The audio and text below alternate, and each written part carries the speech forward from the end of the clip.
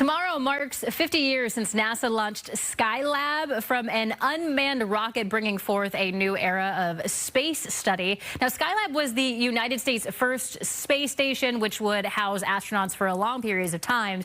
It crashed back in Earth in 1979. And to put the impact into perspective for you, 3 crews spent more than 700 hours living aboard the vessel. And today, we have the honor of having 2 members of those crews with us this morning. We have Skylab 3 pilot Jack Lausma and Skylab 4 science pilot Ed Gibson. Thank you guys so much for joining us. An absolute honor to be able to interview you this morning. Well, thank you. So I'm sure everybody has asked you the same question, but what was life like on the Skylab when you were there? Enjoyable. Really? Yeah. Okay. You know, when you look out the window, it's like being in an airplane, and you look out, you see half a city, but now when you're in Skylab, you see half a country. Wow. So it's all the same material, but much more of it. What about for you, Jack?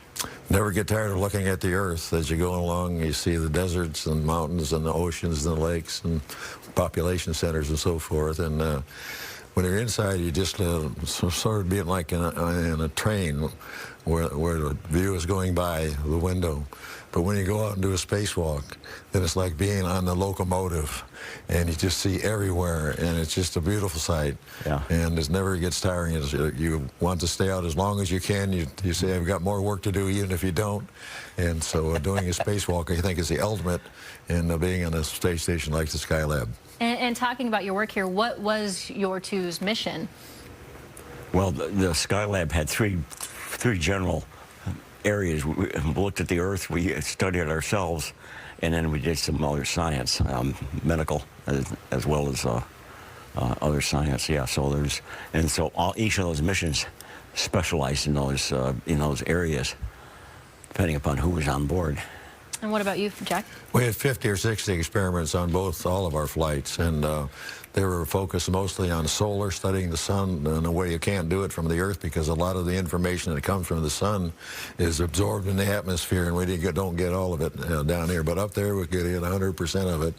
And of course, as solar physicists, so I'm really talking his area, but we all learned how to use the equipment to study the sun. Anytime the sun was up and we weren't in the shadow of the Earth, why, we had somebody on the solar telescopes, and each crewman was educated as to how to use it. Another major idea was to study the Earth and its resources, how to use the ones we have more effectively and more efficiently, how to find new ones, and how much of the population of the Earth's resources could be studied very quickly from space rather than having people down in the field and so forth. And it turned out that worked. And of course, there's a very heavy emphasis on the medical aspects of being in zero gravity for long periods of time. Sure. So every 3rd day we do medical experiments, and then every day we would exercise on the bicycle. We had a stationary bicycle, and if you rode it for 90 minutes, you could ride a bicycle around the world. I bet. Jack, tell me, what is some of your most fondest memories about being up there? I think probably the spacewalks. I did 2 of them, and we had a lot of work to do. There were some repairs that had to be done to the space station before we could really use it. It was damaged on the way up. And so we did a covering over the spacecraft, keep it cool. We had some gyros that failed, and we had to go out and hook up some wires that had never been planned and drift out there and just do the best you could to make it work. So we had a number of unplanned things that we had to do, but we adapted to being there very quickly. And there wasn't not much of anything we couldn't achieve up there while we were there. But we had most of these experiments. And besides those 3 areas, we had other high school student experiments, and others. I think we had about 50 experiments altogether, something like that. Wouldn't that be, Ed? Yes. Besides those 3 major high school experiments, solar and Earth and medical, we had a number of other experiments as well. So we're busy people. Yeah, I'm sure you guys were pretty busy up there. What's something that most people would be surprised to hear about what's happening up there? Maybe the way you shower? Well, you take a shower. Yeah, it's a little bit different when down here. When you take a shower up there, the water clings to your back, and so when you shake, you can feel there's a big jelly on your back shake around. Other than that, it's pretty much the same. But we had a shower once a month, whether we needed it or not. Once a month, okay. Hey, listen, sometimes I do that here. So we heard of a special program that's being held today at the Flight Museum. What can people expect for those who are attending?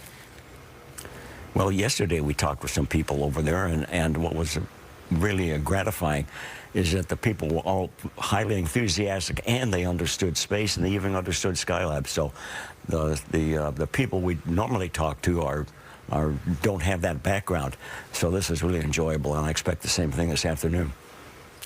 I think one of the major objectives of Skylab is kind of overlooked in that we were thinking about making in a space station, a big space station, even when we were still flying to the moon. And how do you do a thing like that, from living in a capsule to making a big space station like the one that's up there now? So one of the major objectives of the Skylab space station was to learn how to make the one that's up there now. In fact, up till that time, our longest flight in space had been 15 days. And it was done in the Gemini program in a capsule. It's two people sitting in this capsule about the size of the front seat of a Volkswagen Beetle for 15 days doing eating, sleeping, wasting, and all that sort of thing. How do you make a space station? Oh, that sounds claustrophobic. Knowing only that. And so the Skylab was invented and developed and studied in order to make the space station that's up there now. Well, the Skylab's 50th anniversary program, it will be held today at the Museum of Flight at 2 p.m. Colonel Jack Lausma and Ed Gibson will be joined by Skylab Flight Director Neil Hutchinson. You definitely don't want to miss that. Thank you both so much for coming in. It was an honor to interview you. Thank you very much. You're welcome. Thank you.